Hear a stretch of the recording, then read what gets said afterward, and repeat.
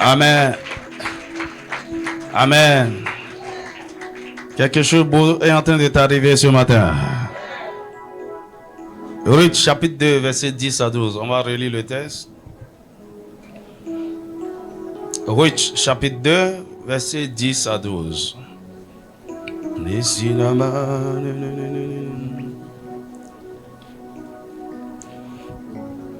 Alors elle tomba sur sa face et se prosterna contre terre, et elle lui dit: comment ai-je trouvé grâce à tes yeux pour que tu t'intéresses à moi qui suis une étrangère?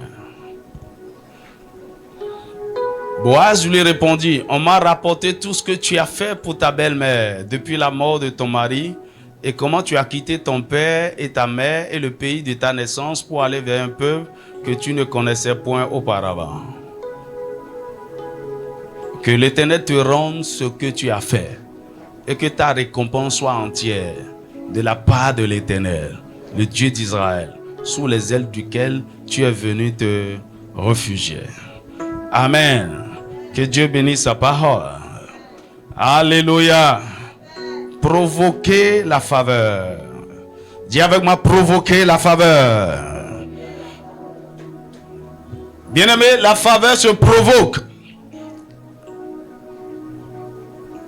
Ce n'est pas toujours un accès immérité.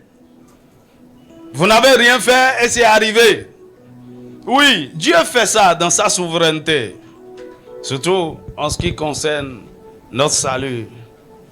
Il s'agissait d'un accès immérité.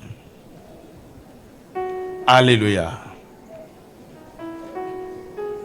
Mais notre royaume est un royaume de mystère. Dis avec moi: royaume de mystère. Et le Seigneur est en train de nous montrer, d'ouvrir nos yeux sur ces réalités. Que en réalité, il n'y a rien sans rien. Tout peut être provoqué, y compris même la faveur. Dans le texte, là, on nous parle de Ruth, la Moabite. Quand vous connaissez un peu l'histoire, elle a perdu son mari et sa belle-mère Naomi a décidé de retourner à Bethléem parce que le Seigneur a visité Israël.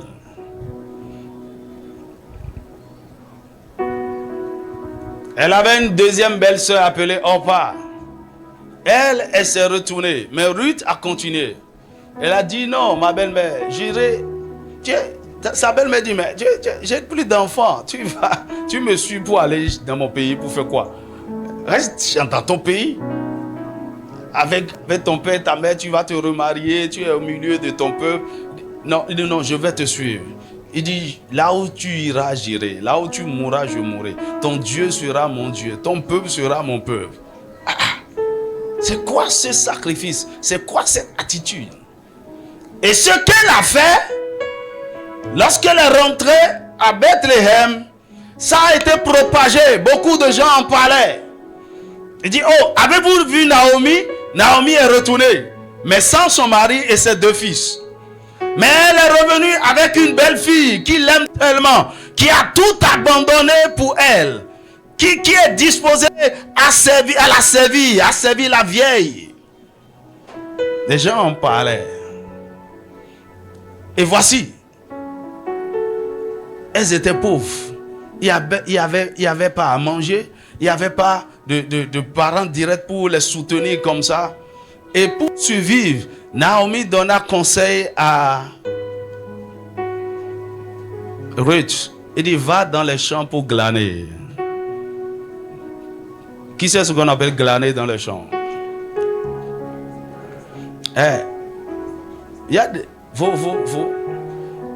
êtes né en ville ou bien? Qui sont ceux qui savent ce qu'on appelle glaner dans les champs? Et il y a des gens ici, il faut qu'on vous envoie un peu en campagne. Parce que là, vous n'allez pas bien comprendre la Bible. Glaner dans les champs. Nous, quand on allait au champ, Et je ne sais pas comment les gens sont informés. Quand l'heure de la moisson vient, vous êtes venus pour moissonner. Peu importe ce que vous allez moissonner, tu vas voir des femmes, des enfants, souvent des veuves, qui vous attendent déjà même. Dis-moi amen.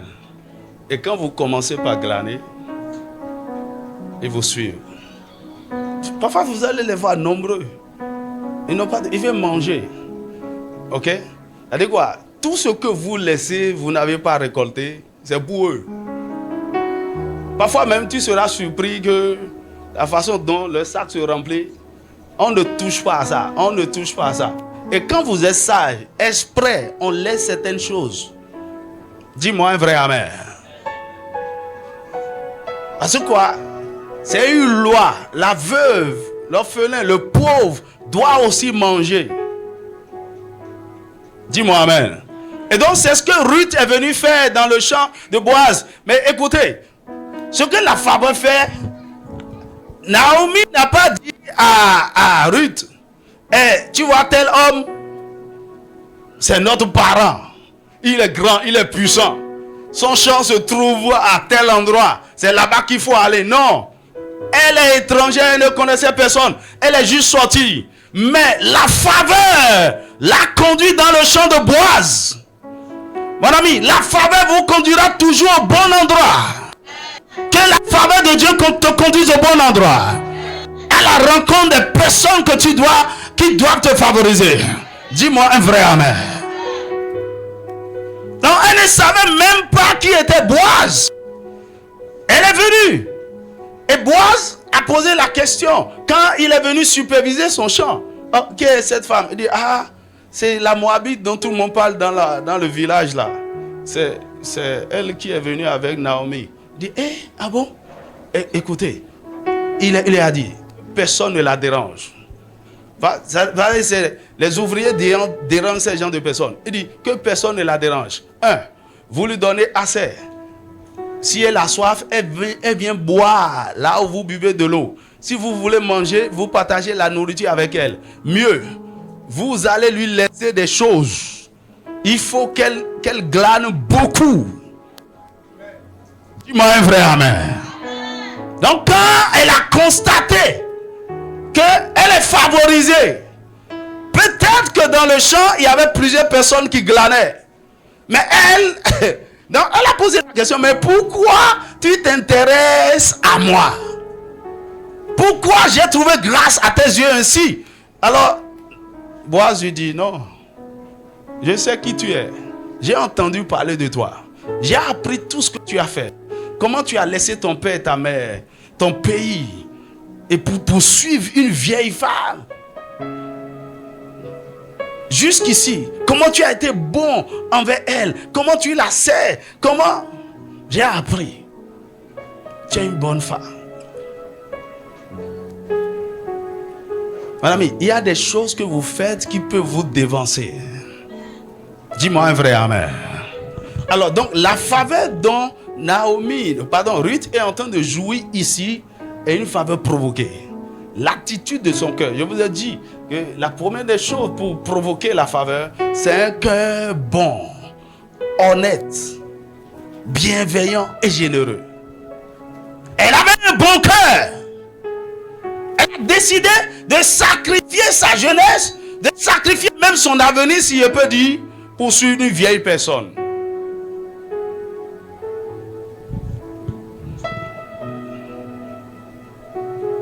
Bien-aimés, faites attention à tout ce que vous faites. Quand vous avez l'opportunité de servir, l'opportunité de faire des sacrifices, faites-le. Il y a des gens qui vous observent. Ou bien, ce que vous faites peut être raconté. Dis-moi amen. Et vous n'avez aucune idée de celui qui entendra votre histoire. Il dit, ah bon? Il a fait ça? Elle a fait ça? Ok. Tu seras surpris un jour quand quelqu'un va te rencontrer. Il dit, bonjour monsieur. Il dit, vous me connaissez? Oui. Mon fils m'a parlé de vous. Il m'a dit que en 1995, vous l'aviez aidé à payer sa scolarité. Je vous connais. J'ai cherché l'occasion de vous rencontrer depuis. Hein? Un bon cœur. La faveur se provoque. Aide-moi à dire à ton voisin, la faveur se provoque. En fait, tu es là depuis là. Tu ne penses qu'à toi-même. En réalité, quand tu regardes, il n'y a rien de spécial que tu aies déjà fait pour quelqu'un.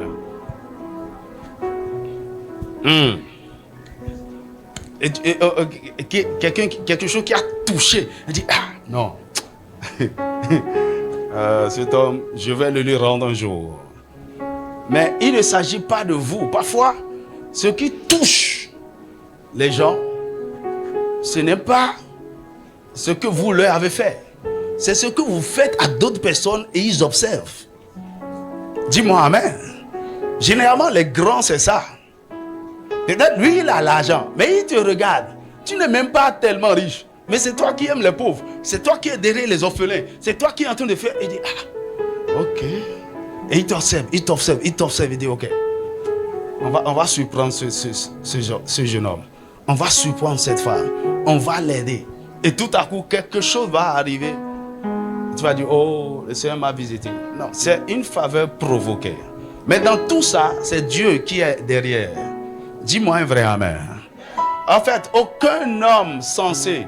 Tu vois, l'homme est naturellement égocentrique. On ne pense qu'à nous-mêmes. Hein? Dis-moi un vrai amen. Ok, qui a déjà pensé à moi ce matin? Quand tu t'es levé, tu as pensé à moi et tu as prié pour moi. Peu de toi. Parce que tu as pensé à toi-même, à ton mari, à tes... Seigneur, il faut me bénir aujourd'hui. L'homme est comme ça. Tu vois. Et si tu es en train de planifier des choses pour la fin d'année, est-ce que tu as déjà mis le passé dedans? Tu as fait tes plans, tu as mis... Non, c'est nous d'abord. Ok? Non, on est comme ça. Il ne faut pas en vouloir à quelqu'un. Hein? Il ne pense qu'à lui-même, mon ami, c'est comme ça. Le jour où quelqu'un pense à toi et planifie de te faire du bien, c'est pas normal. Il y a quelque chose, il y a une main invisible. Il y a quelque chose qui est... Écoute, il y en a même, vous êtes en train de souffrir devant eux, ils ont les moyens de vous aider. À moins que Dieu touche le cœur. C'est pourquoi vous devez vous focaliser sur Dieu. Et lorsque Dieu vous est favorable, lorsque vous avez touché le cœur de Dieu, il dit ok, je vais toucher aussi le cœur de quelqu'un autour de lui pour lui faire du bien. Et du coup, les gens commencent par vous porter dans leur cœur. Qu'est-ce que je vais faire pour lui? Comment je vais l'aider? Comment? Il y en a même qui sont dans l'empressement de vous faire du bien. La personne a aussi des projets. Il a même des gens dans sa famille qui sont dans le besoin. Et c'est de toi qu'il est en train de parler tout le temps. Et tu sais, en 2025, peut-être Dieu va te construire une maison. Dis-moi la maison de ton rêve. Je vais t'acheter une voiture. Je vais faire ceci. Je vais... Et parfois tu dis, le gars là, en temps normal, ça se fait pas. Dis-moi amen. Le Seigneur peut toucher le cœur. Mais comme je vous l'ai dit, il y a des attitudes que vous devez adopter pour provoquer la faveur ou pour maintenir le flot de la faveur dans votre vie. 2025 est une année de grande faveur. Et c'est pourquoi le Seigneur est en train de nous parler de ces choses pour que nous fassions attention. Dis-moi amen. S'il y a certaines choses que tu faisais déjà bien, il faut les renforcer. S'il y a des choses qui ne vont pas, il faut les arrêter. Dis-moi un vrai amen. Donc, il y a des clés pour provoquer la faveur. Et la première clé dont on a parlé, c'est la clé du cœur bon, honnête, bienveillant et généreux. La deuxième clé, c'est la clé de l'honneur. La clé de l'honneur. Et j'appelle ça la clé maîtresse de la faveur. Si tu veux ouvrir le cœur de quelqu'un à ton endroit, honore la personne. Personne n'est indifférent face à l'honneur. Tout le monde est touché par les marques d'honneur. Vois n'importe quel homme dur et tu commences par le célébrer, magnifier ses œuvres, c'est tout ce qu'il a fait et tout. La personne commence par être brisée émotionnellement. Dis-moi amen. Et par rapport à ça, ne sommes pas trop généreux. Je vais dire aux femmes ici, il faut apprendre à honorer votre mari si vous voulez avoir beaucoup d'argent de fête. Dis amen. C'est pas forcé. Dis-moi amen. Et puis tu viens, il y a l'argent de truc là, on va faire ceci, on doit faire ceci, on doit... Et puis, sans même reconnaissance, sans merci pour tout ce que tu as fait durant toute l'année et tout. C'est comme un droit. Tu dois même t'agenouiller. Dis, Marie, mon mari. J'ai regardé parmi les 100 millions d'hommes, tu es le seul. Et Dieu m'a donné cette grâce de t'avoir exclusivement pour moi. Regarde, sa tête va commencer par gonfler. Elle va commencer par faire, ok. Et tu viens même me renfrogner. Et dit, depuis là, aujourd'hui 22, tu ne parles même pas de la fête encore. C'est quoi? C'est quoi? Dis à ton voisin, oh non!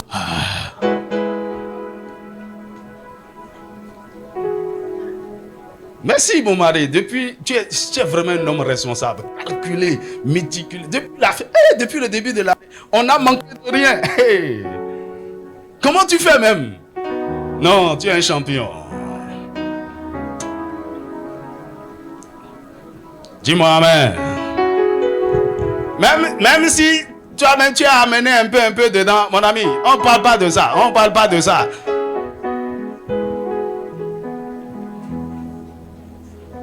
L'honneur ouvre là. C'est-à-dire, il n'y a pas cette personne.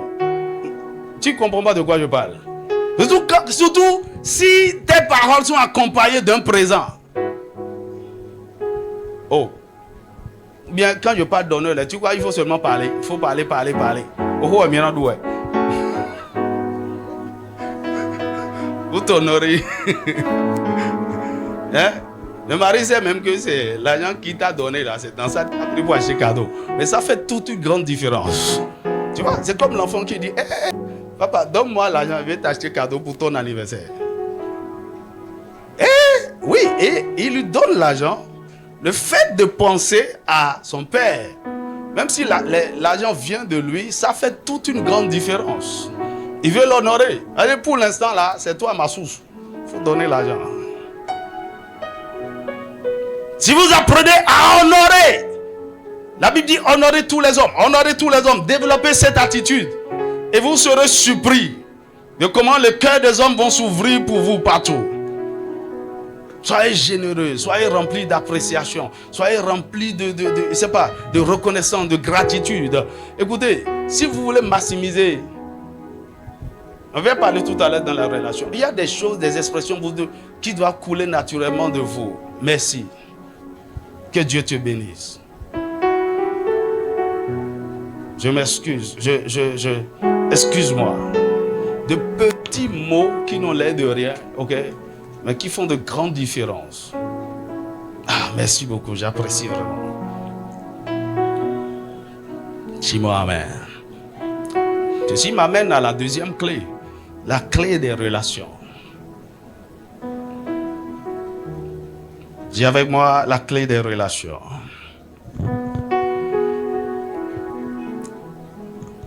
Il y a longtemps, je pensais, écoutez, peu importe celui qui m'aime, peu importe celui qui ne m'aime pas, j'ai Dieu, ça me suffit. Mon ami, c'est pas vrai. C'est pas vrai. Quand tu as Dieu, tu auras des visions, tu auras des révélations, tu auras la présence de Dieu. Mais vous venez où? Dis-moi amen. Hein? Quand tu restes dans ta chambre là, tu vas prier, prier, prier. Tu vas te voir même nager dans l'eau. Et tu es en train de ramasser de l'or, de l'or, de l'or. Reviens dans la réalité. Tu vas voir. Mon ami, dans ce monde-là, dans cette vie, qui t'aime et qui t'aime pas, c'est important. Parce que parfois, la personne qui doit être une bénédiction pour toi peut ne plus t'aimer. C'est très dangereux.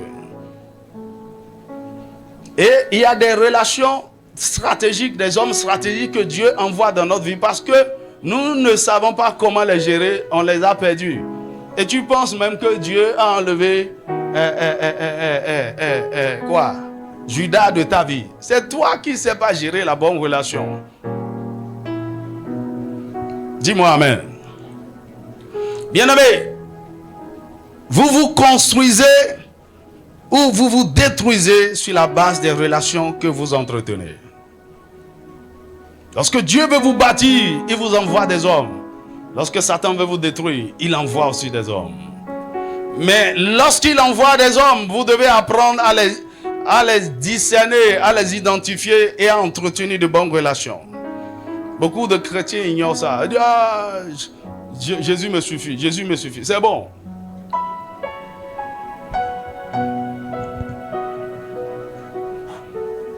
Dis-moi un vrai amen. Tu vois, la chaussure que je porte là, je n'ai pas acheté. C'est un ami, il dit, ah, ouais, je vais t'envoyer une chaussure. Je ne connais pas son prix. Dis-moi amen. Il y a des choses, ce n'est pas l'argent. Ce n'est pas l'argent qui... C'est des relations. Non, moi, je suis tranquille. Lui, il est dans la boutique en train de penser à moi. Il va acheter des chaussures. Hey, dans la vie, là, vous n'êtes pas appelé à payer tout. Hein? À payer tout. Il y a quelque chose, je sais. Si j'achète voiture, c'est pour donner aux gens. Dis-moi un vrai amen. Mais la voiture que ma mère veut conduire là, il y a des gens, ils sont même pressés. Le Seigneur est en train de les préparer. Parce qu'à partir de 2025 là. Oh, dis-moi un vrai amen.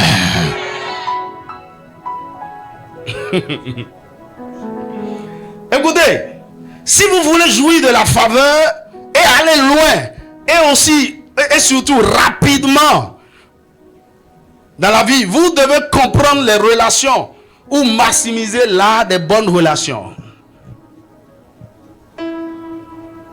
Dis-moi un vrai amen. Parfois, aujourd'hui même, avant de vous recruter, les gens vous demandent qui vous connaissez. Ils vont vous demander vos références. Vous connaissez qui? Vous devez connaître qui peut parler de vous, qui peut témoigner de vous. Et on laisse de côté tes qualifications. On appelle tes références. Vous dites quoi de monsieur? Ok, c'est ce que les gens disent de toi là. C'est ça qui va conseiller ton recrutement. Mais voici, les gens t'attendent au carrefour depuis. Tu n'as aucun bon témoignage nulle part. Si c'est ton cas, que le Seigneur corrige tes erreurs du passé. La relation, c'est le lien, le rapport, l'interaction et la liaison existant entre des personnes. C'est le lien, le rapport, l'interaction et la liaison existant entre des personnes. Vos bonnes relations peuvent vous donner des accès inimaginables. Les relations peuvent vous donner des accès. Il y a des gens qui sont dans votre vie, c'est des portes. Ils ouvrent des portes. Parce que vous les connaissez, vous avez accès à là. Ce n'est pas parce que vous êtes quelque chose. Écoute, il y a une connexion, tu peux avoir avec quelqu'un à la présidence. Tu entres à la présidence comme tu veux. Dis-moi un vrai amen. Là où vos diplômes, vos compétences, votre argent et même vos prières ont échoué, les relations peuvent vous ouvrir des portes. Oh, dis avec ma relation. Bonne relation. Il ne faut pas vous amuser. Depuis le collège, depuis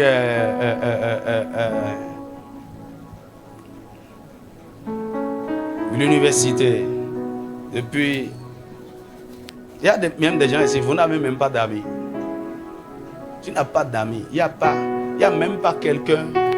Et tu as un problème, tu peux l'appeler maintenant là. Il dit, mon frère, j'ai un problème, aide-moi. Il n'y en a pas. Même dans ta famille, il n'y a personne. C'est grave. Faut pas me dire que c'est ma famille qui est bizarre. Oh non, non, c'est toi le problème. Dis-moi un vrai amen. Écoute, il y a des gens dans ma vie, je ne les appelle pas n'importe comment, je ne les envoie pas message n'importe comment. C'est des réserves. Ah, tu n'as pas compris. C'est des relations réserves. On ne les bouscule pas, c'est pas des gens, on va les voir à tout moment. Ils sont là pour des cas d'urgence. Dis-moi un vrai amen. Qui comprend de quoi je parle? On ne les dérange pas. Et quand tu appelles, il dit, hey, tu n'appelles pas comme ça, il y a quoi? Il dit, ouais, il y a quelque chose. Ok. Parce qu'il y a beaucoup d'entre vous, il y a des gens, vous les avez trop appelés, c'est ça qui a gâté la relation. Tu vois n'importe quoi, tu leur fais pataille. Bête, pataille. Tu lui envoies des trucs. Il faut avoir le discernement. Il y a même des gens qui m'écrivent, ils disent, attends, on est camarades ou bien? Que le Seigneur te donne la sagesse. Vous savez, beaucoup de chrétiens croient que je peux prier, je peux prier, je peux prier. Mon ami, laisse-moi te dire que même dans la prière, dans l'exaucement de la prière, la première règle, c'est la règle des relations. Si tu n'as pas une bonne relation avec Dieu, une bonne relation avec le Saint-Esprit, ta prière a déjà échoué. Et parfois, tu es en train de prier et la réponse à ta prière, c'est que Dieu t'envoie vers un homme. Je me rappelle un lundi matin, je priais. Je dis, Seigneur, comment est-ce que je vais trouver 400 000? Et je priais. Et j'ai fini de prier. Il dit, va voir telle personne. Lundi matin. Dis-lui que j'étais envoyé pour qu'il te donne 400 000. Eh? Just like that. Et comme c'est une instruction, il a appelé le monsieur, il dit, c'est la cérémonie de couleur, hein, on est au drapeau. Il a dit, je viens. Lundi matin, mon ami, il y a des choses, on ne fait pas comme ça. Et je viens dire, oui, parce que puis, il dit, je priais ce matin, le Seigneur m'a dit de venir, que vous allez me donner 400 000. Il dit, ok, où sont tes rois? Tiens, soyez bénis, bonne journée. Mon ami, on ne fait pas ça. Hey, faut pas te lever demain matin et appeler quelqu'un. Tu vas quoi? C'est une instruction.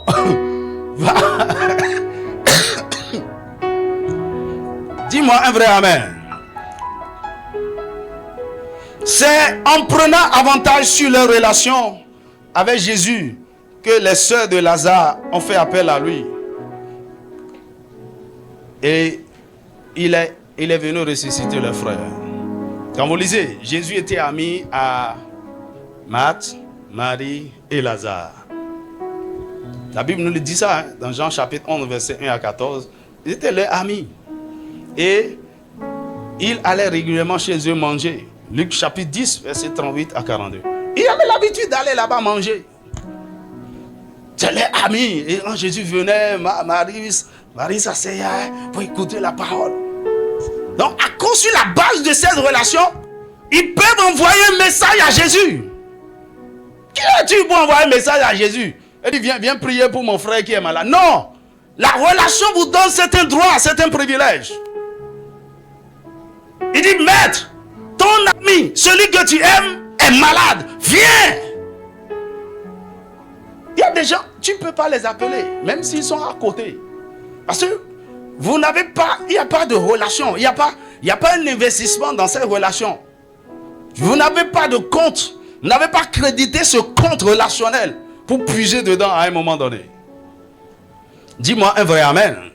La Bible nous parle dans 2 Rois chapitre 5, verset 1 à 14, de comment un jour la petite fille esclave israélite est allée voir sa servante, la Syrienne, pour dire, hey, si mon maître était en Israël, il serait guéri de sa lèpre.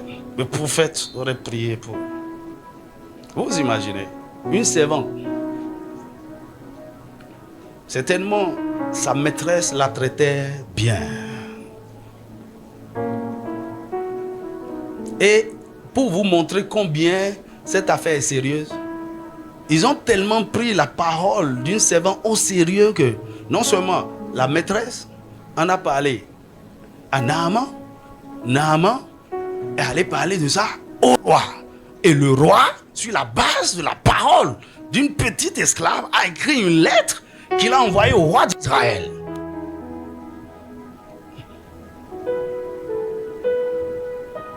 Donc, cet homme avait besoin de guérison. Et ce qui lui a accordé cette guérison, c'est pas son argent, c'est pas son titre, c'est pas sa position. C'est parce qu'il y avait une relation. Une petite fille dans sa maison. Il ne faut pas mépriser quelqu'un. Allez, c'est une domestique, c'est une servante. Hein. Surtout quand, chez nous là, il dit, les domestiques là sont des sorciers. Ils ne sont pas tous des sorciers. Ce sont des messagers parfois que Dieu envoie dans notre vie. Et parfois, il y a beaucoup de gens aujourd'hui, tout ce qu'ils veulent avoir comme domestique, c'est des anges. Sans défaut, parfait. Parfois, le Seigneur les envoie comme ça, bizarre, pour que vous les aidiez à transformer. Et si vous faites l'investissement qu'il faut dans leur vie, vous serez surpris de quelle bénédiction ces gens seront pour vous demain. Que le Seigneur te donne la sagesse.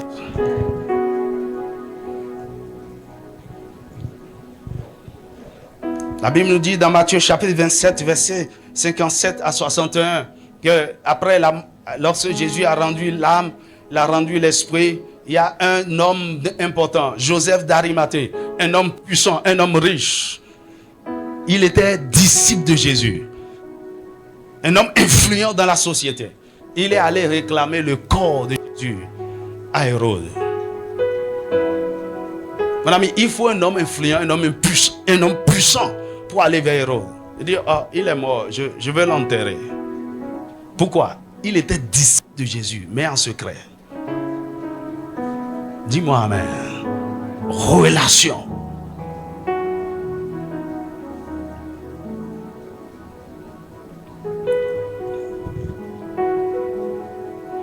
Alléluia. Aide-moi à poser la question à ton voisin. Tu connais qui? Tu as de bonnes relations avec qui? Même avec ton père, tu ne dis pas bonjour.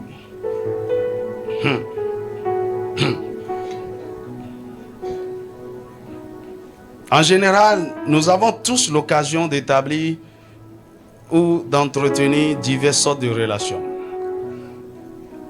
Et le premier niveau de relation que nous devons cultiver, si nous voulons aller loin, c'est la relation avec le Saint-Esprit.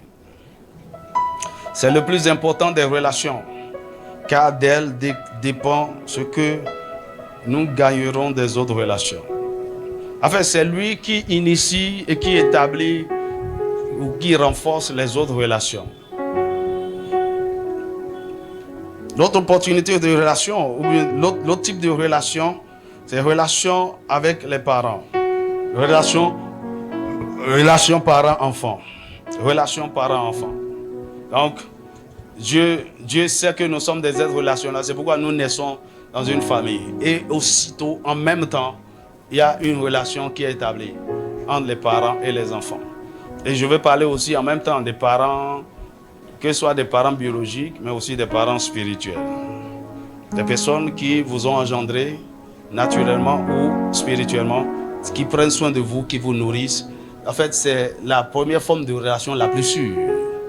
Dis-moi amen.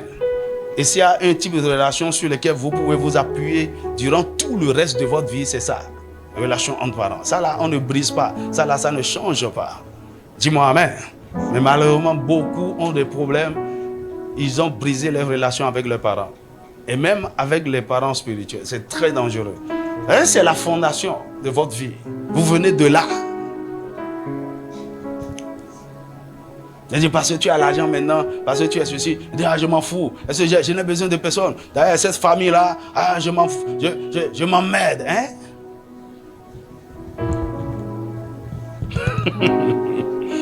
Relation entre frères et sœurs, que ce soit dans la famille naturelle et aussi dans la famille spirituelle. Et voici les relations stratégiques dont nous ne jouissons pas. Et Satan est rentré très tôt dans nos familles pour nous diviser. Dis-moi amen. Qui a de bonnes relations entre ses frères et sœurs ici? Frères et sœurs, de mêmes parents, même père, même mère. Ça va. Tu vois, vous pouvez vous appeler tout le temps, vous pouvez vous soutenir, vous... Actuellement, c'est rare, hein? Même père, même mère. Tu ne sais même pas là où est ta jumelle. Ce qu'il fait, comment des familles, des diables est entré dans nos familles, il a divisé. Écoutez, c'est le premier type de relation sur la base de laquelle on doit bâtir. Les frères ne peuvent pas aider les frères à s'élever. Chacun s'occupe de lui-même. Et la même chose est rentrée dans l'église, entre frères et sœurs dans le Seigneur. Et le Seigneur nous aide. Mieux, il y a des relations amicales. Tu vois, vous n'avez pas le choix d'avoir des frères et sœurs. C'est imposé. Est-ce que tu as choisi tes frères et sœurs? Tu es né, tu es venu les voir. Que ce soit dans la maison de ton père ou à l'église. Ça s'impose à toi. Mais il y a un type de relation que vous choisissez de bâtir. Les relations amicales. Et les relations amicales sont les plus puissantes. En dehors de la relation avec le Saint-Esprit, vous devez avoir des amis. Mais pas beaucoup, des amis. Des amis. Tu vois, le type de relation qui a sauvé David, qui l'a élevé, et qui a fait que David a retourné l'ascenseur après et a aidé Mephibosheth, c'est la relation d'amitié avec Jonathan. Qui sont tes amis? Écoute, au moins tu dois avoir un ami. Un ami. Et tu sais ce qu'on appelle un ami? Beaucoup de gens, quand je vais te donner la définition de l'ami, tu sauras que tu n'as aucun ami. Aucun ami. C'est pas avec les gens, tu vas boire. Vous êtes amis sur Facebook. C'est ça? Vous partage. Ok, je n'ai pas le temps pour entrer dans les détails. Le Seigneur nous fera grâce, on va revenir sur ça. Des amis, des collègues de boulot, des collègues à l'école, les relations avec les patrons ou les supérieurs. Très important. Relation avec les maîtres. Donc vous êtes relation disciple-maître. Tu vois, dans notre royaume là, il y a 3 types de relations. Si vous établissez, vous avez ces types de relations, vous irez très loin. Maître, disciple. Aujourd'hui dans l'église, les gens ne veulent plus être disciples, ils n'ont pas de maître. Ils ne veulent pas se soumettre à la discipline d'un maître. Deuxièmement, relation protégée mentor. Tu dois avoir quelqu'un, peu importe ce que tu es appelé à faire, quelqu'un qui est devant toi, qui connaît le chemin, qui a déjà réussi dans ce que tu es en train de faire, qui te coach, qui t'aide. Une relation avec ce genre de personnes, très important. L'autre chose, relation père-fils. Relation père-fils. Tu dois avoir quelqu'un que tu appelles père, que tu appelles fils. Surtout des relations très importantes. Et selon les besoins, tu sais à qui tu dois t'adresser pour résoudre un problème donné. Relation avec les voisins. Les voisins peuvent être aussi une bénédiction. Voisins de quartier, voisins de maison. C'est pas seulement bonjour, bonsoir. Tu ne connais même pas le nom de ton voisin qui habite dans ta maison. Tu ne sais pas ce qu'il fait. Bonjour. Bonsoir. Il faut aller plus loin. Relation avec tous les hommes en général. Partout où vous êtes en contact avec les hommes, les relations sont très importantes. Mais il y a une relation très importante, très très importante dans la destinée c'est ce que j'ai mis ça en bas. C'est la relation conjoint-conjoint. La relation de mariage. Et ça, c'est le plus grand catalyseur de destinée. Tu dois avoir dans ta vie la personne qu'il faut pour aller loin. Si le diable veut te détruire, la façon la plus rapide de faire ça, c'est de te connecter à une mauvaise personne. Et c'est pourquoi quand tu te maries, tu dois entretenir ça. Si tu échoues dans ça, tu vas échouer dans tous les autres.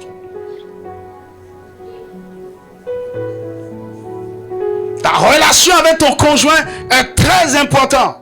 D'ailleurs, la Bible dit même que parfois nos prières sont bloquées parce que ça ne va pas à la maison.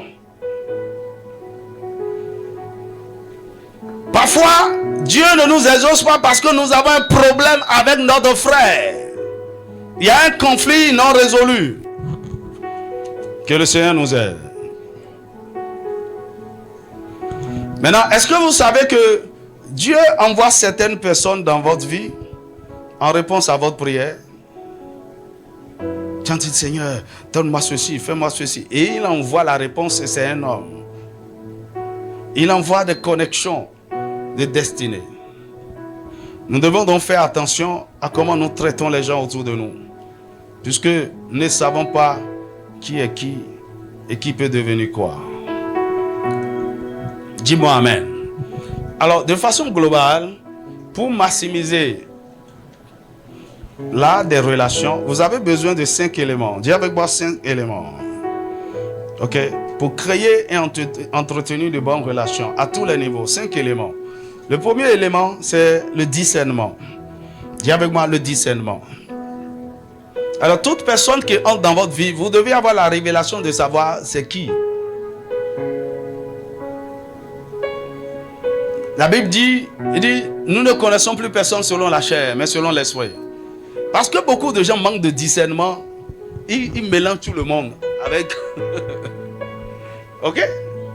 Par exemple, tu viens ici et ce que Dieu te révèle de moi, ça fait que la relation que tu as avec moi est totalement différente. Tu ne me vois pas juste comme pasteur. Parce que tu as une connaissance révélée. Dis-moi Amen. Par exemple, tu es marié, mais ce que tu sais de ta femme, ce que tu sais de ton mari, c'est ça qui définit comment tu le traites ou bien comment tu la traites. C'est-à-dire tu sais qui elle est, qui il est. Tous les hommes ne sont pas les hommes. Non, vous devez avoir le discernement. Et parce que les gens manquent de discernement, ils abusent des relations. Parce qu'ils manquent de discernement, ils ne profitent pas de ce qu'ils doivent avoir d'une relation donnée. Ils prennent tout le monde comme tout le monde.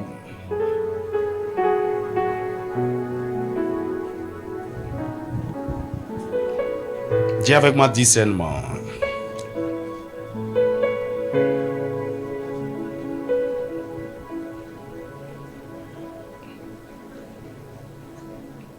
Tu vois, quelqu'un peut être dans ta vie et avoir plusieurs casquettes.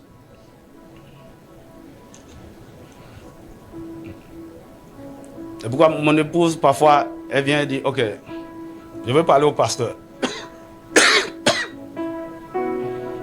J'ai besoin du pasteur. Ok. Ma brebis. Différent, hein.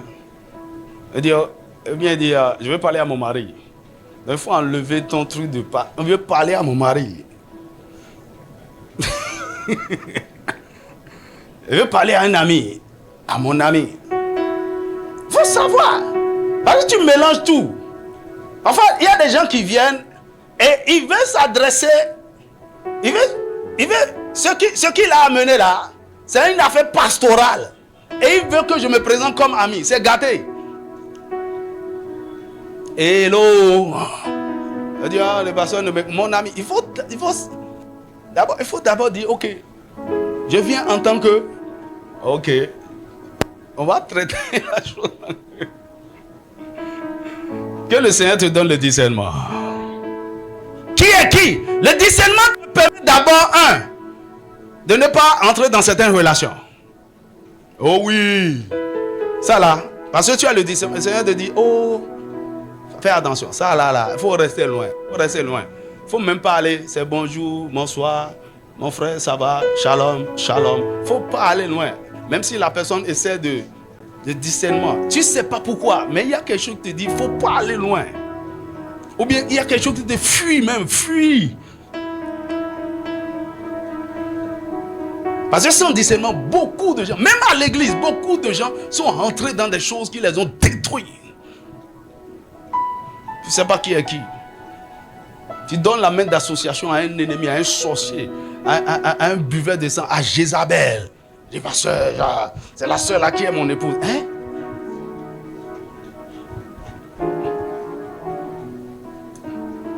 Que le Seigneur ouvre tes yeux. Dis-moi un vrai amen. Donc, le discernement, c'est qui? Ah, c'est un père. Je le traite comme un père. Il y a une soeur ici, quand elle m'appelle mon prophète, tout le temps, mon prophète. Notre relation, c'est affaire de... Je lui donne des prophéties tout le temps. Prophéties. Dis-moi amen. Notre relation est prophétique.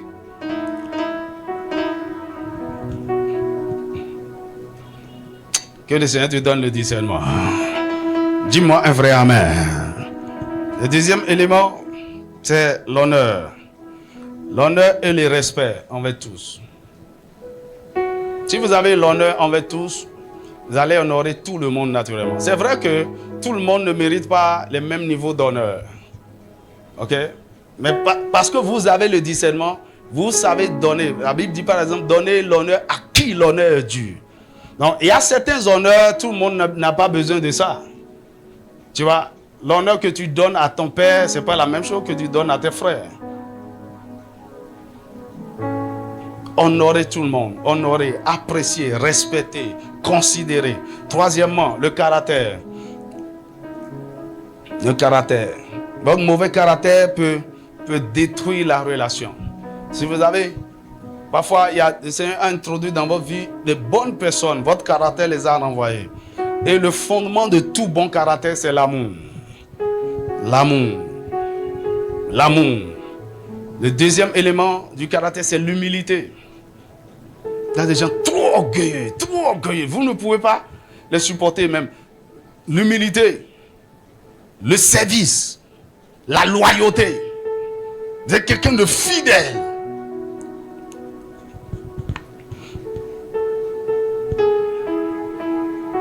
Donc, le caractère.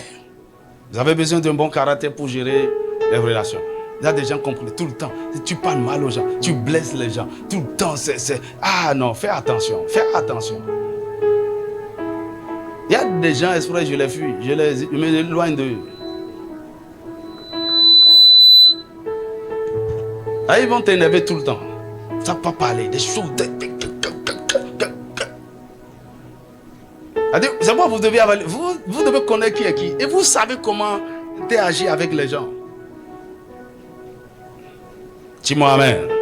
Le quatrième élément qui vous aiderait dans les relations, c'est l'investissement dans la relation établie. Il faut investir. Il ne faut pas me dire, ah ouais, c'est ma connaissance. Il faut investir dans la relation. Et pour investir dans la relation, vous avez besoin du temps. Vous devez accorder du temps l'un pour l'autre. Vous devez investir des ressources.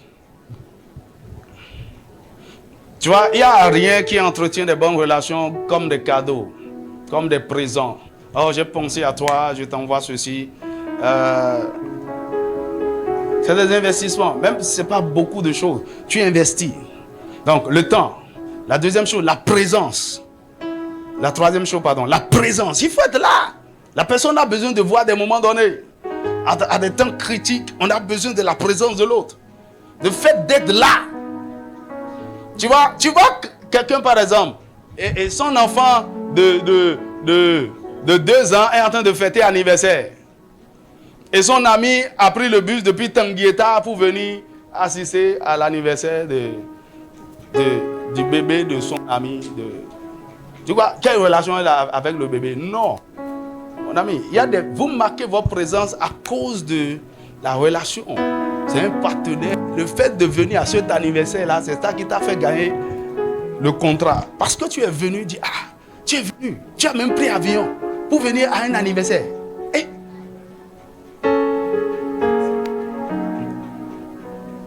Et c'est pendant l'anniversaire, viens, on m'a dit, viens, mon frère, viens. Il y avait même un dossier là. Je ne sais pas, est-ce que ton entreprise peut... Ce qui l'a marqué, c'est parce que tu l'as honoré en venant à l'anniversaire de son enfant. Soyez sage. Hein? Dis-moi amen.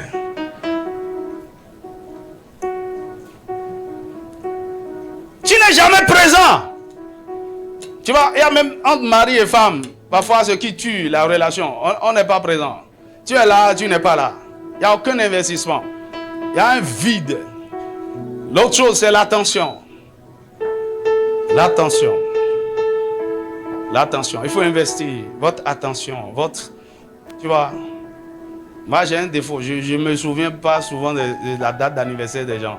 Même pour moi-même là. C'est Dieu qui m'a fait grâce un jour. Sinon, quand tu te souviens de la date d'anniversaire des gens, joyeux anniversaire. Ma femme, elle est calendrier, elle se souvient. Elle m'a déjà dit ce matin, c'est l'anniversaire de Mémé. Elle dit, ok, il va me rappeler. Tu vois, ça c'est l'attention. Tu te souviens des choses. Tu es en train d'investir dans la relation. Et l'autre chose qui est très important comme investissement dans la relation, la communication. La communication. Il doit y avoir du temps pour parler, échanger.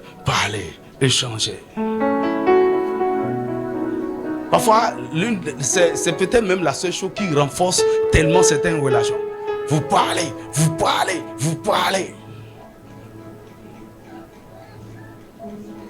Il y a des gens, quand ils m'appellent et je n'ai pas le temps, je ne décroche pas. Parce que je sais que c'est parti au moins pour 30 minutes. Il veut parler. Ça va, c'est comment? Et c'est pas juste, j'ai appelé pour avoir des... On veut parler. Tu vois, quand on rencontre un ami, on veut parler. Parfois de tout et de rien. Surtout entre mari et femme là. C'est ce que j'ai compris. Avant là, je n'avais pas vu compris. Ce qui renforce les relations entre mari et femme, c'est la communication. Et surtout avec ta femme là, parler de tout et de rien. Oh, tu n'as pas encore bien compris. Les femmes aiment parler de tout et de rien. Beaucoup de choses. Parler seulement. Quand elle est en train de parler comme ça, elle est contente. Elle dit, on a passé de bons moments ensemble. Ouais. Tu es en train de créditer son compte émotionnel. Dis-moi amen. De façon intentionnelle. Les gens à qui tu tiens, c'est ça. Bon, à un moment donné, tu prends un week-end et dis, mon frère, on se voit. Tu te déplaces, vous allez vous voir, rencontrer, parler. Tu es en train d'entretenir, d'investir dans la relation. Et quand je parle d'investissement, ça veut dire quoi? Le moment viendra, tu vas... Il y a des bénéfices. Il y a beaucoup de gens, vous avez des relations, vous n'avez pas investi dedans. Même pas un franc. Rien, zéro. Et après, tu veux moissonner. Après, Écoute, il y a des gens, je peux les appeler. Tu vois, il y en a même, on parle peut-être une fois par an. Mais en son temps, il y avait tellement d'investissements dans la relation. On dormait dans les mêmes cabines. On mangeait sur le campus. On a vécu tellement de choses que rien ne peut briser ça. Est-ce que tu me suis? Actuellement, ils sont en Europe, ils sont en... mais quand on s'appelle un jour, c'est comme si on te...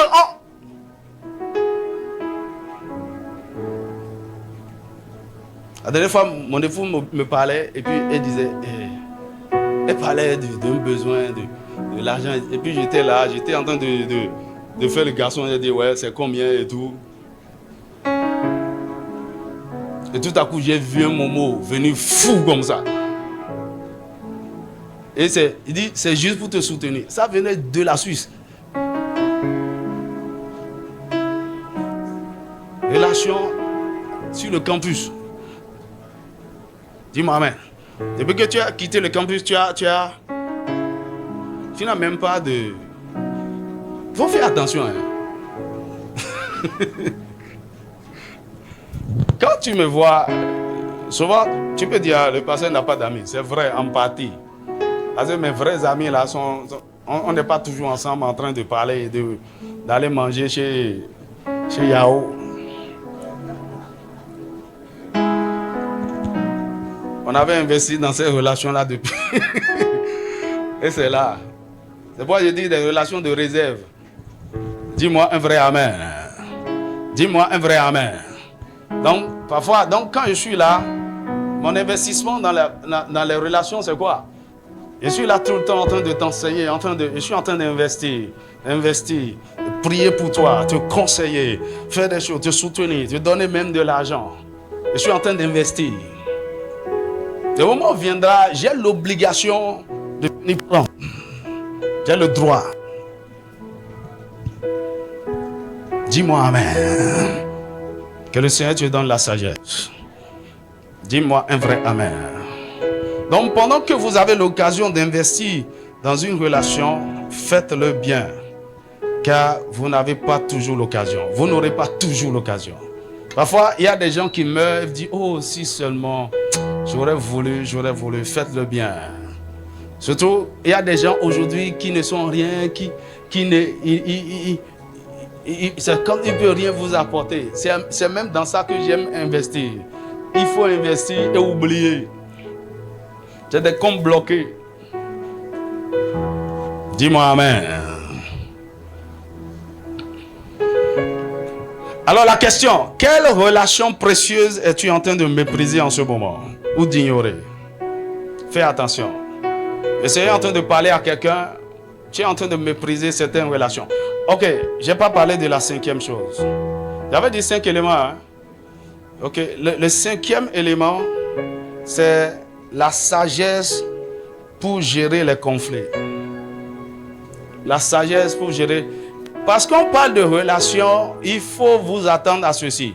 Peu importe avec la personne, peu importe avec un père, avec un ami, avec un frère. Dans les relations, il y a toujours conflit. Entre mari et femme, il y a frottement, il y a des choses. Même entre la brebis et son pasteur. C'est comme ça. Maintenant, quand tu es sage, on gère ça. Il y a des gens, il suffit qu'ils soient offensés. Coupez. Hey, mon ami, tu vas où comme ça? Avale ton orgueil et excuse-toi. Il y a même des relations.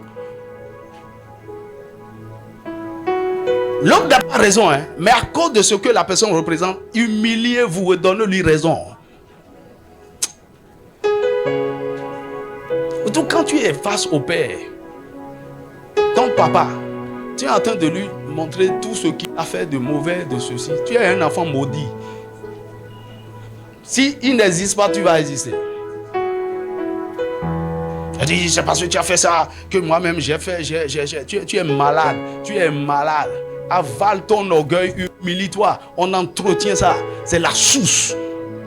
On ne s'amuse pas avec. On ne critique pas. On ne parle pas de ça. Il y a même des choses vous avez avec certaines personnes. Vous n'en discutez jamais avec quiconque. Jamais. Parce que vous les honorez. Jamais. Ça ne sortira pas de votre bouche. Ils ont fait des choses. Vous avez vu des choses. Vous avez... Jamais. L'honneur vous dit. On ne fait pas ça. Beaucoup de gens sont dans la désolation, abandonnés, livrés à eux-mêmes aujourd'hui. Parce que leur orgueil ne leur a pas permis. Il suffisait juste de dire, oh, pardonne-moi. Et puis c'est fini. Tu as sauvé la relation. Il y a même des mariages qui sont brisés comme ça. Les femmes, l'homme et la femme, orgueilleux, au lieu de s'humilier. C'est les deux qui doivent aller ensemble. Écoutez, la plupart de mes relations que je tiens aujourd'hui depuis des années, il y a eu des moments où on aurait dû se séparer. Toutes ces relations, je m'en souviens. Il y a des crises, des choses. Mais au lieu que ça nous sépare, c'est des situations qui nous ont renforcés, nous ont rapprochés. Et je vais vous dire ceci. Dans une relation, les conflits ne sont pas des ennemis. ce sont des alliés. Si vous regardez bien, en fait, il y a des différences entre vous que Dieu veut allier. C'est pourquoi il crée de la confusion, de la contradiction à un moment donné, pour que vous vous ajustez. Mais les immatures, toutes les fois que tu as un problème, il y a un problème, on va faire ceci, dans l'église, hein, on n'aime pas les gens, même je suis allé voir le pasteur, tais-toi, ignorant.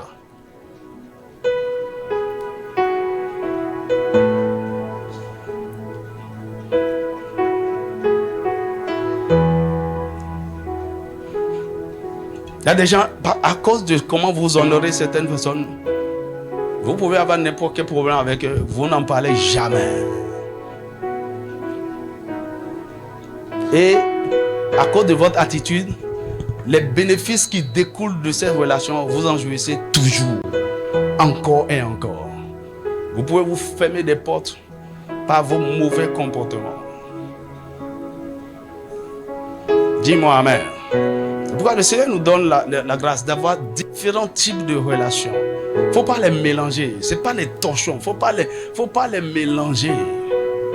Il y a des gens avec qui tu fais pas là, tu peux te fâcher. Il y a des gens, tu dis moi je dis la vérité. Oh mon ami, il y a des gens, on ne leur dit pas la vérité. On les honore, on s'incline, on dit oui ça. Yes ça. Et tu es sage.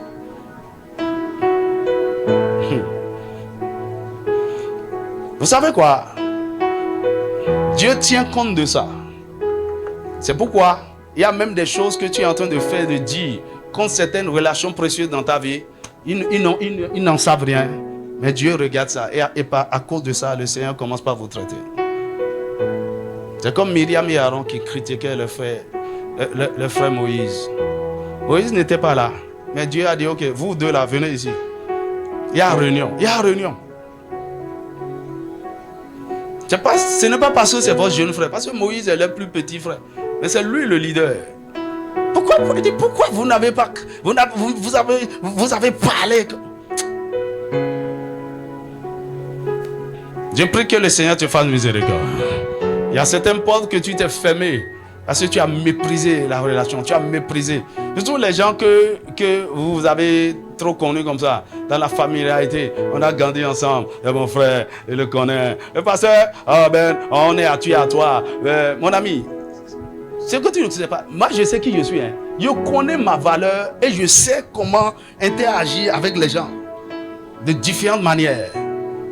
Toi, tu peux en train de dépasser tes limites. Ça fait ton problème. C'est pourquoi il y a des gens qui sont choqués. Ils sont choqués. Ils disent, parce que là, je n'ai pas compris. Parce que vous manquez de discernement. Quelqu'un peut être en train de rire avec toi et tu ne ris pas avec la personne. Hey, est-ce que quelqu'un me suit? La personne est en train de rire, de s'amuser. Tu ne ris pas. Parce que tu es sage. Que le Seigneur te donne la sagesse. Je vais finir. Je vais énoncer les autres. Je ne vais pas revenir sur ça. La quatrième clé pour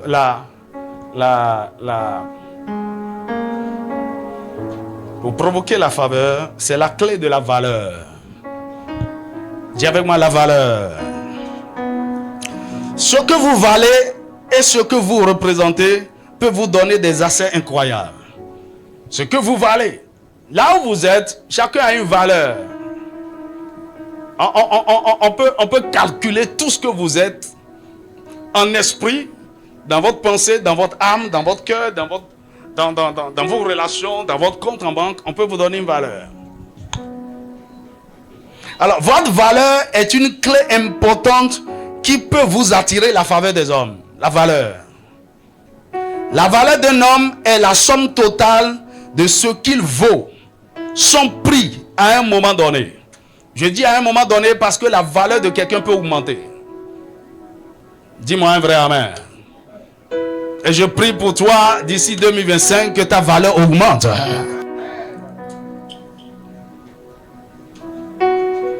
La valeur, c'est la mesure de l'utilité, de la contribution d'un homme. C'est la mesure de l'utilité. de la contribution d'un homme vis-à-vis de Dieu, premièrement. Vis-à-vis de Dieu. Vous savez, lorsque vous voulez apprécier la valeur de quelqu'un, si vous pouvez avoir le regard que Dieu a vis-à-vis de cette personne, vous avez bien vu. C'est parce que c'est par là qu'il faut commencer. Aux yeux des hommes, la personne n'est peut-être rien, mais devant Dieu. Donc, c'est la mesure de l'utilité de la contribution d'un homme vis-à-vis de Dieu, des hommes, d'une organisation ou d'une nation. Qu'est-ce que la personne apporte? Quelle est sa contribution par rapport à cette famille, par rapport à cette organisation? Pour faire plus simple, votre valeur, c'est votre habileté à régler des problèmes et à trouver des solutions. C'est la capacité que vous avez à régler des problèmes et à trouver des solutions.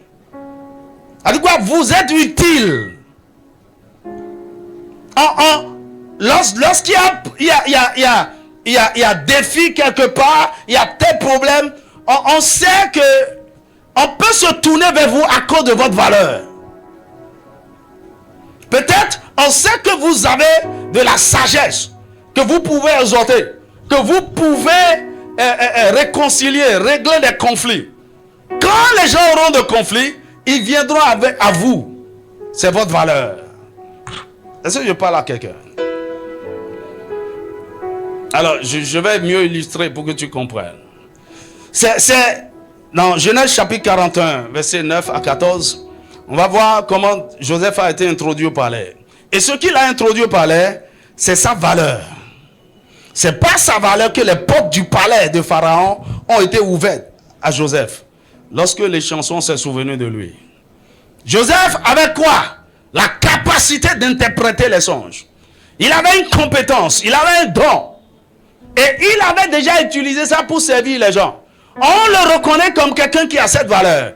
Donc quand le besoin s'est présenté au palais, les chansons s'est souvenu de lui. Pharaon. Je connais quelqu'un qui peut régler ce problème. Mon ami, quand vous arrivez à ce point où on a cherché, et finalement on a dit, je connais quelqu'un. Oh mon ami, vous êtes devenu une denrée rare. Vous avez déjà servi, vous avez marqué, on dit, attends, il y a quelqu'un qui peut nous aider, je vais l'appeler. Par exemple, dans Daniel chapitre 2, verset 19 à 49, les sages, les magiciens, les sorciers de Nebuchadnezzar ne pouvaient pas interpréter son rêve. Et donc, Daniel avait la capacité d'interpréter le rêve. Non seulement de raconter le rêve et de donner son interprétation. Et parce qu'il a fait ça, la Bible dit qu'il a été élevé à un rang très élevé. Sa valeur lui a permis de jouir de la faveur du roi. C'est la même chose avec Joseph. Parce qu'il a apporté la solution au problème du roi, il dit, qui d'autre on peut établir pour gérer cette nation? Tu es nommé. Je prends le décret tout de suite. Tu es nommé Premier ministre. Lorsque vous rentrez dans 1 Samuel chapitre 16, verset 14 à 23. 1 Samuel chapitre 16, verset 14 à 23, la Bible nous dit que le roi Saül avait des accès de folie, des délires. Il y a un esprit qui venait sur le roi. Et il faisait, le roi, qu'est-ce qui ne va pas? Le roi veut se déshabiller. Le roi. Et au palais, les gens discutaient. Ils ont dit, où est-ce que nous pouvons trouver un joueur habile qui pourra jouer et apaiser l'esprit du roi? Ils ont recommandé Joseph. On connaît un jeune homme, beau de figure, très talentueux, jouant bien, un homme de guerre aussi. On est allé le chercher. C'est ça qu'il a introduit au palais. Et ça l'a permis de se préparer à la royauté. On viendra vous chercher à cause de votre valeur. Bien-aimé, qu'est-ce que Dieu t'a donné et tu peux offrir à l'humanité pour recevoir ensuite une récompense de faveur? Lorsque vous servez les autres avec la valeur que vous avez, vous êtes qualifié pour recevoir leur faveur. Dans Proverbes chapitre 18, verset 16, la Bible dit, les dons d'un homme lui élargissent la voie et lui donnent assez auprès des grands. Les dons d'un homme, lui élargissent la voie. Tu peux servir, tu peux apporter des solutions. On t'a déjà appelé, on dit bon, appelle telle personne, il peut nous aider. Et tu viens en 24 heures, tu as réglé le problème, dit waouh. Mon ami, tu es qualifié pour être appelé après encore.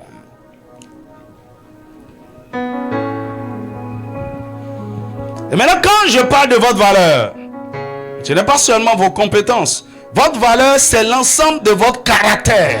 Ça commence par là.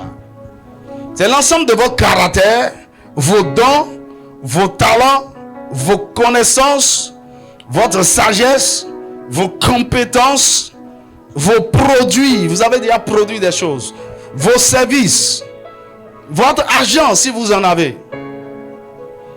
Et toutes les autres vertus, toutes vertus spirituelles que vous pouvez avoir. Comme grâce, comme sagesse, comme onction, comme influence, comme autorité. Par exemple, quelqu'un est malade, tourmenté par le démon. Parfois, les gens m'appellent. Ah, est-ce que tu peux prier pour mon frère, il est malade? Parce qu'ils savent que j'ai quelque chose. Il y a une notion de guérison sur moi. Je peux prier, la personne aura la guérison. Quelqu'un est tourmenté par le démon, je peux chasser le démon. Ça, c'est une valeur. Et quelqu'un qui a une valeur, ça, c'est une valeur spirituelle. Quelqu'un qui a une notion, quelqu'un qui a une capacité, quelqu'un qui a une sagesse. Tu vois, je crois que j'ai un puits de sagesse. C'est souvent quand je suis en train de parler avec les gens comme ça, il y a des choses qui sortent, j'ai dit, ah, il y a tellement de choses en moi. J'ai pris des années pour lire, pour méditer. Ah, je peux conseiller. Hein. Dis-moi un vrai amen. Donc, c'est tout ça, votre caractère, votre amour, ça représente votre valeur. Et les gens, à cause de ce que vous représentez, les gens vous donnent un prix.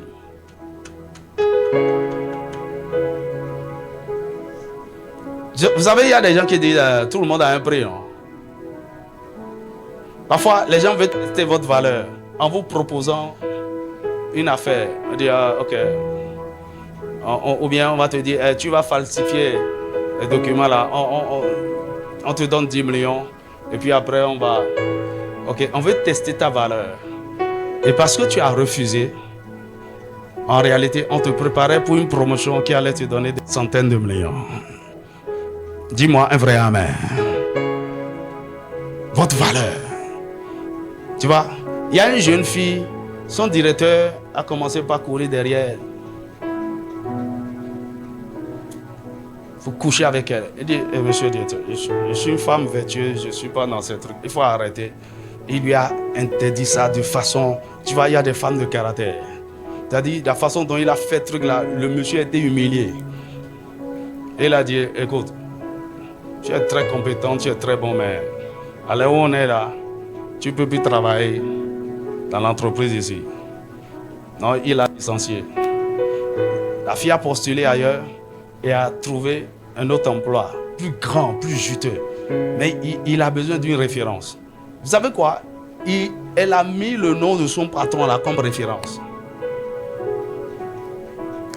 Et quand ils l'ont appelé, il dit, je vous assure, si vous voulez une femme intègre, de valeur, et il a décrit, il dit, je vous la recommande, vous serez satisfait.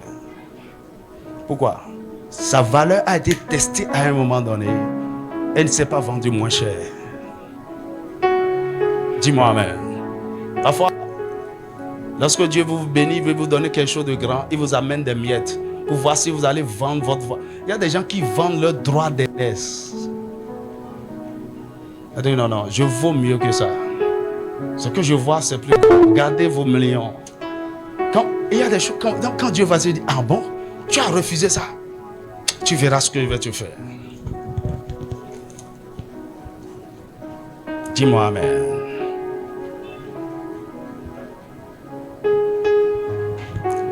Plus vous augmentez votre valeur, plus vous attirez la faveur comme récompense. C'est pourquoi augmentez votre valeur. Développez de nouvelles compétences. Apprenez encore. Tout le temps, je suis en train d'étudier de nouvelles choses, de nouvelles révélations, de nouvelles capacités.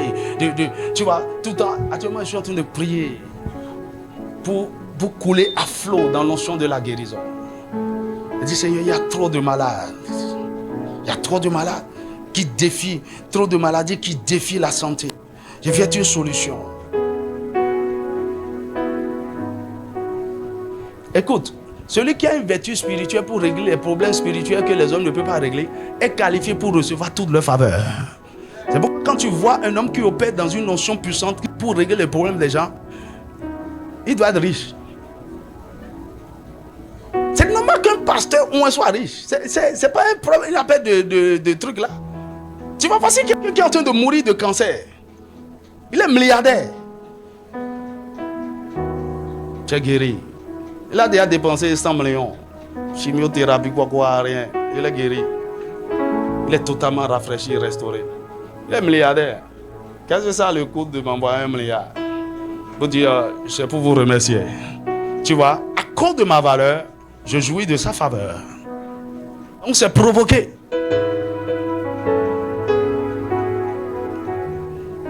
Dis-moi amen. Donc j'apporte quelque chose pour régler les problèmes des gens.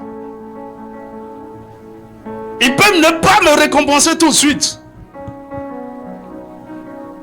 Mais Dieu fait tellement les choses qu'ils s'en souviendront. Dis-moi un vrai amen. Développez, augmentez vos valeurs. Augmentez, étudiez encore.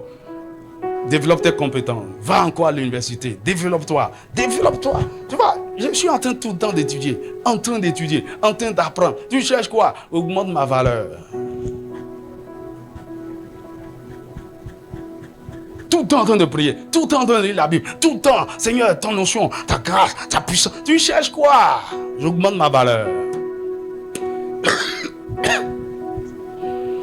Écoutez, développez un cœur de service. Et toutes les fois où vous avez l'opportunité d'être une bénédiction pour les gens, soyez généreux, servez-les. Même si vous n'êtes pas récompensé aussitôt, continuez de servir. Le temps des récompenses viendra. Dis-moi amen. Nous avons tous de la valeur aux yeux de Dieu. Reconnaissez votre place et développez-vous. Même si les gens vous méprisent, vous reconnaissez votre valeur et continuez pas à avancer. Le temps des récompenses arrive. Dans le nom de Jésus. Ok, je vais te citer les autres clés, on va prier. L'autre clé qui provoque la faveur, c'est l'intégrité. La clé de l'intégrité. Proverbe chapitre 21, chapitre 22, verset 1. Psaume 84, verset 12. Proverbe 28, verset 18. Proverbe 11, 20. Un homme intègre, c'est un homme honnête, un homme droit, un homme juste, un homme loyal, un homme irréprochable, un homme... Mon ami, ça là, c'est rare aujourd'hui dans le monde. Soyez intègre. Ça n'a pas de prix. Les gens vont vous regarder, ils vont vous tester.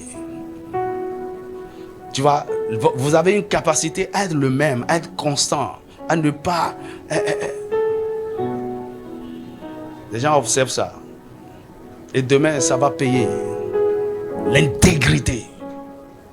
Il ne faut pas vous mélanger, il ne faut pas...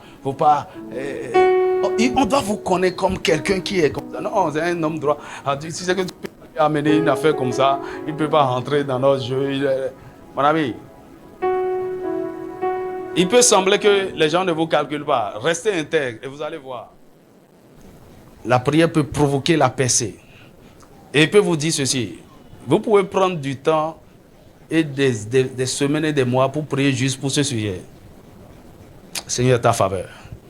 Tous les vêtements de malchance, de malheur, de tout. Seigneur, vous allez prier. Vous pouvez prier jusqu'à rentrer dans la faveur. En fait, c'est ce que Jabez a fait. 1 Chronique chapitre 4, verset 9 à 10. Cet homme a prié. Il dit, Seigneur, si tu peux me bénir et m'éloigner du malheur. Il avait dit, et Dieu les osa. La prière, la prière. Donc la prière qui transforme, dans la communion, dans la délivrance, la prière. Vous savez, il y a des gens, ce qui est sur vous là, c'est une malédiction, c'est une mauvaise odeur, c'est quelque chose. La prière peut vous transformer, la prière peut briser vos chaînes, vous libérer et vous propulser dans cette dimension où la faveur de Dieu commence par se manifester. Dis-moi amen. La 8e clé, la clé de l'onction. Dis avec moi l'onction. L'onction attire la faveur. Tout dépend de ce qui est sur vous. Quand tu vois un homme vraiment oint, il attire la faveur. Il y a quelque chose sur vous qui crée une attraction. 1 Samuel chapitre 10, verset 1 à 7. Donc plus vous grandissez dans l'onction, plus vous attirez la faveur. Ésaïe chapitre 10, verset 27. L'onction brise le joug de malédiction, le joug de la défaveur. Psaume 23, verset 5. Psaume 92, verset 11. Il y a une huile de joie, une huile de faveur que le Seigneur peut relâcher sur vous. Zacharie chapitre 4, verset 6. Job chapitre 29, verset 3. L'onction. La 9e clé pour la... je suppose que vous allez prendre du temps pour étudier personnellement ces sujets. Ok, d'abord je vous donne des versets seulement. L'autre clé qui provoque la faveur, c'est la sagesse. La sagesse. Aujourd'hui, les gens ont tellement de problèmes, ils sont en train de chercher des hommes sages. Quand Joseph a fini de parler, Pharaon a dit, tu as bien parlé, mais où est-ce qu'on peut trouver encore un homme aussi intelligent et sage comme toi? Tu es nommé. La sagesse, c'est ce qui a rendu Salomon puissant et riche. 1 Roi chapitre 10, versets 23 à 26, Proverbe 3, 13 à 18, Proverbe 24, 3 à 4. La sagesse, la sagesse, la sagesse. Et 10, pour finir, c'est la clé de la passion pour les intérêts du royaume. La clé de la passion pour les intérêts du royaume. Surtout celui qui est passionné pour gagner les perdus, pour gagner des âmes, pour gagner nos frères et ceux qui sont dehors là-bas, pour gagner les musulmans, pour gagner. Tu es sauvé. Ton désir est de voir beaucoup de gens sauvés, de voir l'évangile avancer. Et tu as l'argent, tu dis, pasteur, on va organiser plus de conférences, on va organiser plus de... Non, mais quand tu as ce cœur-là, Dieu va te favoriser. Écoutez, ceux qui veulent être puissants, des géants, des piliers financiers dans le royaume, ce sont ceux qui s'intéressent aux affaires du royaume. Tu vois, la dernière fois, on est allé à Sakété, environ 1 million. Tu vois, quand tu es passionné par ces gens de choses, comment Dieu ne peut pas te donner l'argent? Ok, JRB, ça arrive, c'est plusieurs millions en masse. Les gens croient qu'on n'aura pas l'argent pour faire encore. On aura l'argent encore et encore. Dis-moi un vrai amen. Et la 7e édition, ce serait dans aussi nos propres installations. Dis-moi un vrai amen. Vous êtes intéressé par les choses qui touchent le cœur de Dieu. Il va vous favoriser. Ça, c'est un secret. Et tout, quand tu me dis, il y a une âme à gagner. Mon ami, je peux aller m'endetter. Si une âme peut être sauvée. Oh, ce qui s'est passé à Sakété la dernière fois, mon ami, attends la retombée. Attends les retombées. C'est pourquoi j'ai pas hésité. Non, tout ce qui était essentiel à faire.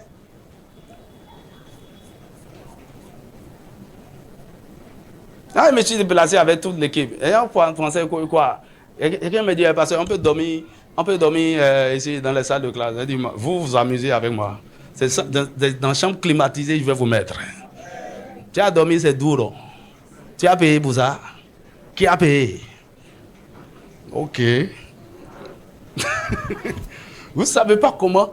Mettez les gens à l'aise. Investissez, faites des choses. Allez, mais pourquoi vous dépensez autant d'argent? Vous faites des programmes comme ça. Vous avez l'argent. Non, on aime Dieu. On aime que son royaume avance. Et parce qu'on fait ça, on ne manquera pas d'argent. Les provisions viendront. Ayez ce cœur-là. Quelqu'un qui a ce désir, dit, pasteur, par la grâce de Dieu, la retraite des jeunes, l'année prochaine, je vais financer au moins 50%. Tu n'as pas encore l'argent, hein, mais parce que tu as ce cœur, ce désir-là, tu vas voir ce que le Seigneur va commencer par faire. La faveur, la faveur. Écoutez, les bonnes intentions devant Dieu sont calculées. Et parce que tu as eu à cœur de faire ça. David a eu à cœur de bâtir à l'Éternel une maison. Il pensait à ça. Et Dieu a saisi ses pensées. Il dit, oh, Nathan, on va lui dire. C'est vrai, il pense bien, mais ce n'est pas lui qui va bâtir. Quelles sont tes bonnes intentions envers Dieu, envers son royaume, envers cette nation? Si Dieu et son royaume deviennent votre priorité, vous allez attirer la faveur. Je vois une pluie de faveur déversée sur vous en cette saison. Dis-moi un vrai amen. Incline ta tête un moment.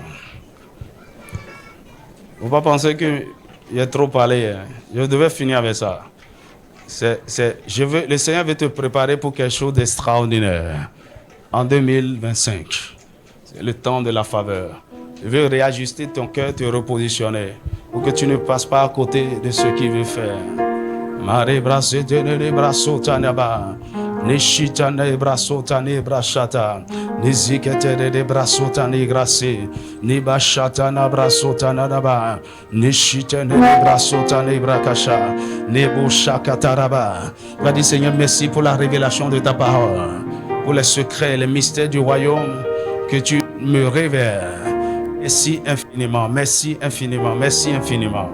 Mashakata, quelqu'un crie à Dieu. Va dire Seigneur, repositionne mon cœur. Repositionne mon cœur. Tu as vu quelque part où tu as déjà failli. Commence pas à implorer la miséricorde de Dieu. Va dire Seigneur, en ce qui concerne l'honneur, là, franchement, en ce qui concerne les relations, oh là là, j'ai trop déconné.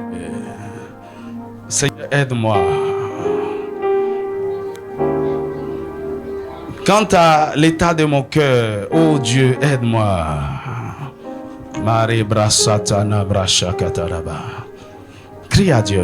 Mashakataraba.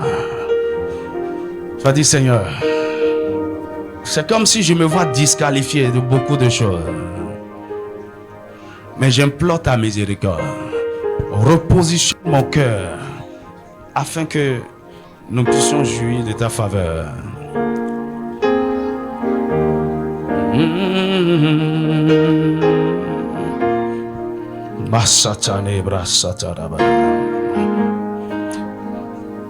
Seigneur, fais-nous grâce afin que ce peuple devienne une montagne qui te provoque, qui provoque constamment ta faveur dans tous les aspects de nos vies. Dieu voit, Dieu observe, Dieu regarde, Dieu calcule.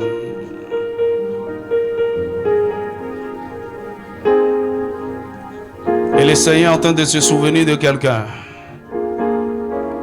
Il y a eu des choses que tu as semées. Il y a un investissement que tu as eu à faire. La récompense va te localiser cette semaine sous forme d'une grande faveur. Marie brasatana brashatada brasekete. Neshitane brasakataraba. Nebrasakatana brashete de braka. Nasatane brasotana brashekete de deba. Nebrashakatana da brashekete de deba. Nisikatana da brashakatana da brashe. Moshakatana da brashakataraba. Nisekete de brasakatana da brashe. Nishakatana da brasotani brasakaba. Nisekete de broshikatana da brasekete. Nibrosakata nebrashakatarabra. Nishakatana da brosakataraba. Zakata nebrasekete de brosikete. Nibroshakatana da broshakataraba. Zanebrasakatana da brosakata. Nigeshekete de brosakataraba. Nibrasakata nibrasate. Nimashakataraba. Seigneur, nous te supplions, ta miséricorde, ta miséricorde, ta miséricorde. Nous avons failli de plusieurs manières.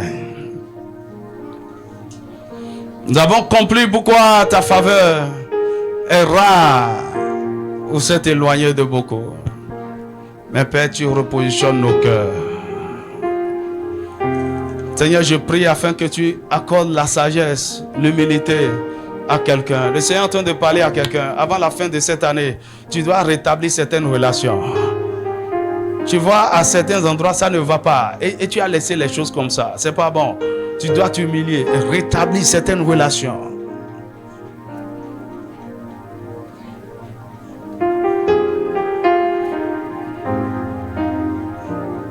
Ce n'est pas parce qu'il y a un conflit que la relation doit s'arrêter. Le conflit était venu juste pour renforcer la relation. Mais tu n'étais pas sage. Le conflit était venu pour que tu saches exactement qui était l'autre.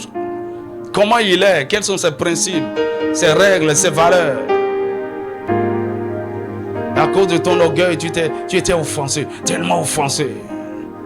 Et tu as fermé une porte sur toi depuis toutes ces années. Retourne, humilie-toi. Le Seigneur veut t'ouvrir encore des portes. Les hommes sont des assets. Les hommes sont des assets. À cause de la colère d'un homme comme toi, beaucoup de portes peuvent se fermer. Seigneur, ta miséricorde, ta miséricorde, ta miséricorde, ta miséricorde. C'est notre cri de cœur. Face à tout ce qui concerne nos vies, ta miséricorde. Là où nous manquons de faveur, ta miséricorde. Là où la faveur s'est éloignée, la miséricorde. Là où la faveur, le flot de la faveur s'est arrêté, la miséricorde. Seigneur, fais-nous miséricorde. Et repositionne-nous afin que nous puissions jouir de ce que tu as de meilleur pour nous en cette saison.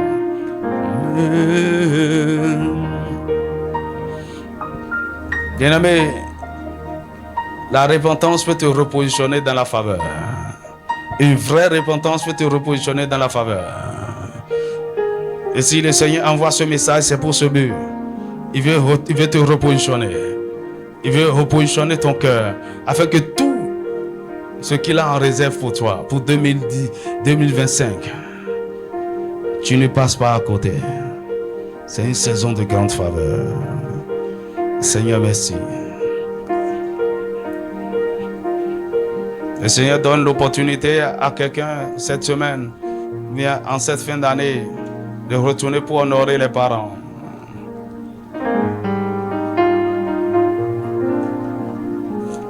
Pour recevoir la bénédiction. Et ta miséricorde est grande.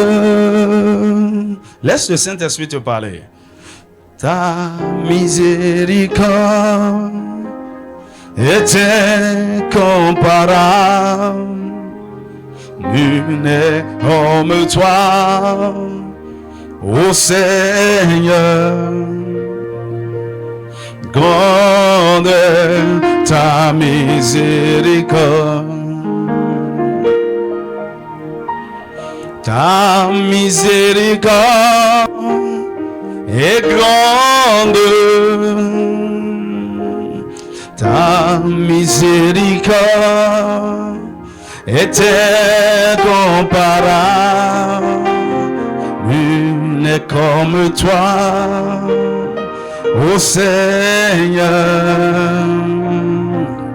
Grande est ta miséricorde. You are good, and your mercy is forever. Hallelujah.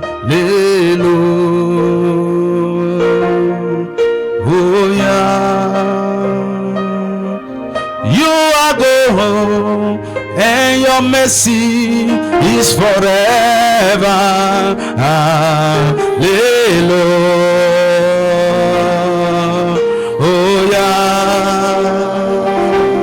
You are good, and your mercy is forever. Hallelujah.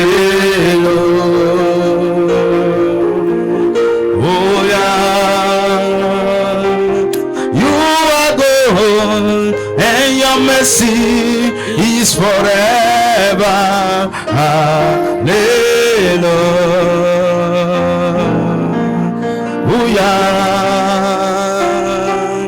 You are good, and your mercy is forever. Hallelujah.